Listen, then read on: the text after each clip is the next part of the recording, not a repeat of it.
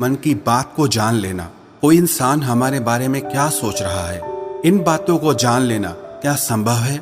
तो इसका उत्तर है हाँ। 100% तो नहीं, लेकिन किसी हद तक आप किसी के भी मन की बातों को जान सकते हैं, समझ सकते हैं।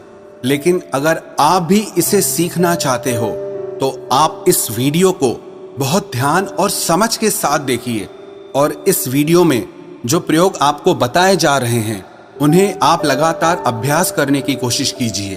तभी आप किसी के भी मन की बात को समझ पाएंगे, महसूस कर पाएंगे। वैसे ये सब प्रयोग आपको कोई बताएगा नहीं, क्योंकि बहुत सारे एस्ट्रोलॉजर जो ज्योतिषी हैं वो यही सारे प्रयोग करके आपके मनोभावों को जान लेते हैं। आप जैसे ही उनके पास जाते हैं वो पहले ही आपके मनोभावों को पढ़ना शुरू कर देते हैं। आप अपने बारे में उन्हें थोड़ा बताते हैं और वो आपको आपके ही बारे में बहुत कुछ बता देते हैं। तो आपको लगने लगता है कि ये ज्योतिषी तो बहुत चमत्कारी हैं, इन्हें हमारे भूतकाल के बारे में, हमारे भविष्य के बारे में सब कुछ पता है। पर ये वास्तविकता नहीं है और ये कोई चमत्कार भी नहीं है। ये सिर्फ अभ्यास की बात है जो उन्होंने किया है, और उसी से ही वो आपके मन की बातों को जान लेते हैं। अब वो तो आपको ये सारी बातें नहीं बता सकते, क्योंकि उनका घर और उनका बिजनेस इसी से ही चलता है। तो आइए अब हम शुरू करते हैं कि इसको किया कैसे जाता है। सबसे पहली बात है कि अगर आप किसी के मन की बात को जानना चाहते हैं तो उसके लिए आपके मन का शांत होना बहुत जरूरी है। थोड़ा ध्यान से समझना इस बात को, तभी आप इन प्रयोगों को सक्सेसफुली कर पाएंगे। मैं आपको एक कहानी सुनाता हूँ। एक जैन फकीर हुए जॉर्ज गुरजिएफ। उनके पास जो कोई भी शिक्षा लेने आता था वो उन्हें सिखाते थे कि तुम शब्दों से नहीं, मन के भावों से बातचीत करना सीखो। इसे टेलीपैथी भी कहा जाता है, जो बिना कुछ कहे एक दूसरे के साथ मन ही मन में बात कर लेना। कई बार आप लोगों ने महसूस किया होगा कि आप किसी के बारे में सोचते हैं और वो इंसान आपके सामने आ जाता है या उसका फोन आ जाता है। कहीं ना कहीं आपके मन की बातें उस तक पहुंच जाती है और उसके मन की बात आप तक पहुंच जाती है। तो जो जैन फकीर थे वो अपने सारे शिष्यों को एक प्रयोग सिखाते थे कि तुम अपने आप को एक कमरे में बंद रखो और एक भी शब्द नहीं बोलना है, किसी से कोई बात नहीं करनी है। सबसे पहले तो तुम अपनी वाणी को शांत करो। जब तुम्हारी वाणी शांत होगी तभी तुम्हारा मन शांत होगा। हमारी वाणी ही हमारे विचारों को शब्द देती है, आवाज देती है। पहले वाणी में शांति आएगी, फिर विचारों में शांति आएगी।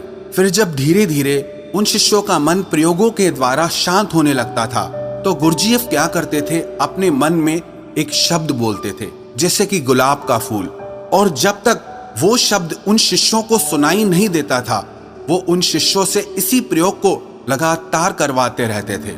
वो एक ही कोई शब्द अपने मन से बोलते रहते थे और उस शब्द को धीरे धीरे वो सारे शिष्य आसानी से सुन लेते थे, बिना मुंह से कुछ भी बोले।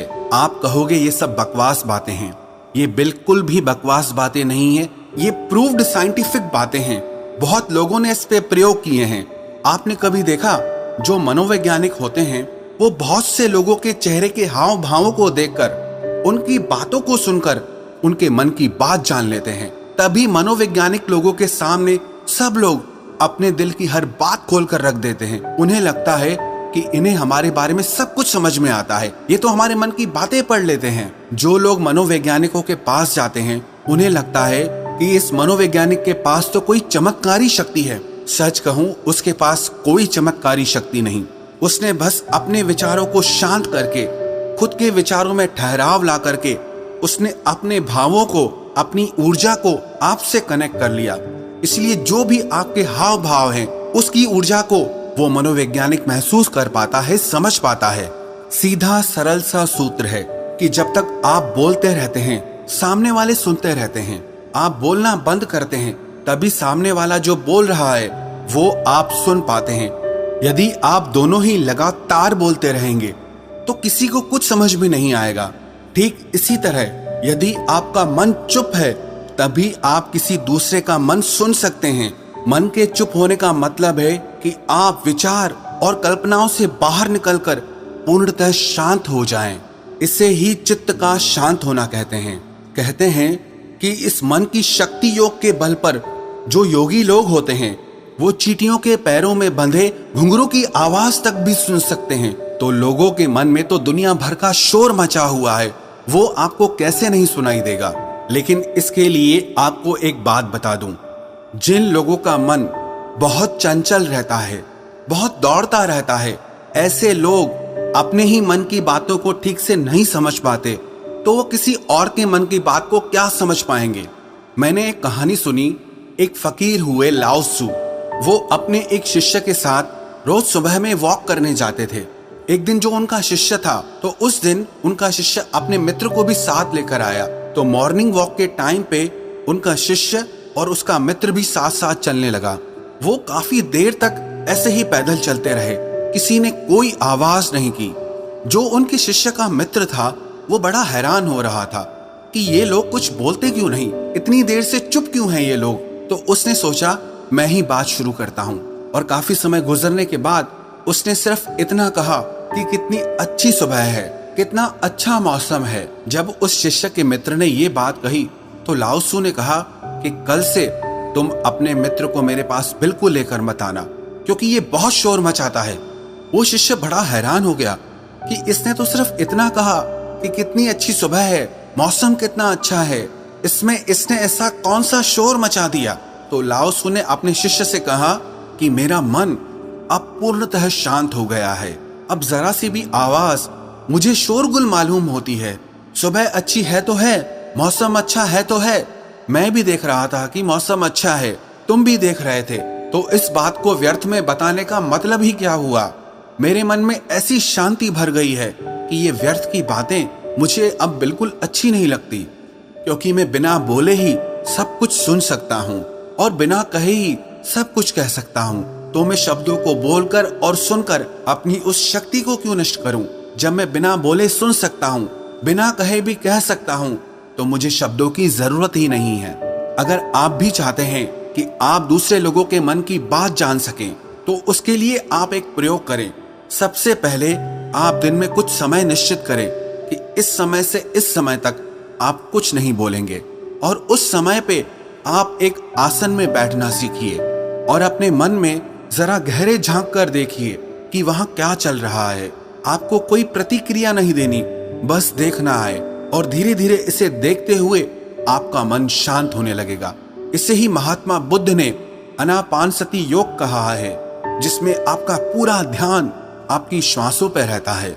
इससे आपके मन में पूर्णतः शांति आ जाती है, और जब आपका मन पूरी तरह से शांत हो जाता है तो आप अपने आसपास में हो रही चीजों को, लोगों को गहराई से देख पाते हैं, गहराई से समझ पाते हैं, सुन पाते हैं। एक शांत चित्त वाला इंसान बिना कहे भी सामने वाले की हर बात को समझ लेगा, और वो जो कह रहा है उसकी झूठी बातों में वो कभी नहीं फंसेगा, क्योंकि एक शांत चित्त वाला वो सब कुछ सुन सकता है जो एक साधारण इंसान कभी नहीं सुन सकता।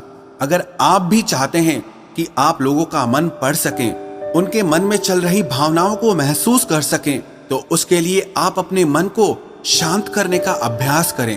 और जब आपका मन शांत हो जाए तो धीरे धीरे लोगों के मन में गहरे झांकने की कोशिश करें, उनके हाव भाव को समझने की कोशिश करें, उनके शब्दों पर नहीं जाएं, जो उनके हाव भाव हैं आप उन्हें गहराई से समझने की कोशिश करें।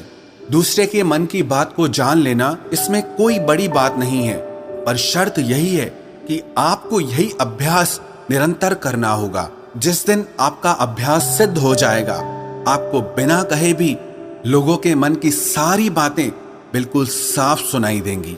अब आप ये सोच रहे होंगे कि किसी और के मन की बात पता करके हमें क्या फायदा मिल जाएगा, लेकिन मैं आपको बता दूं कि इसका फायदा आपको जीवन के हर क्षेत्र में मिलेगा।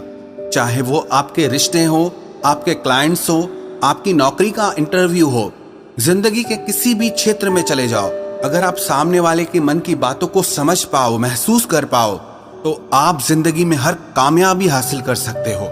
इसके बहुत फायदे हैं। इससे आपको कोई भी इंसान झूठ बोल के धोखा नहीं दे सकता, कोई आपका इस्तेमाल नहीं कर सकता, आप हर तरह की भावनात्मक चोट खाने से बच जाएंगे, कोई आपके पैसों को लूट कर नहीं जा सकता। और एक बात मैं आपको बता दूं कि ये प्रयोग एक ही दिन में सिद्ध नहीं होते हैं, इनमें थोड़ा समय लगता है, बहुत ज्यादा तो नहीं, लेकिन कुछ महीनों के अभ्यास से ही आप जल्दी ही किसी के भी मन की बातों को आसानी से जान लेंगे।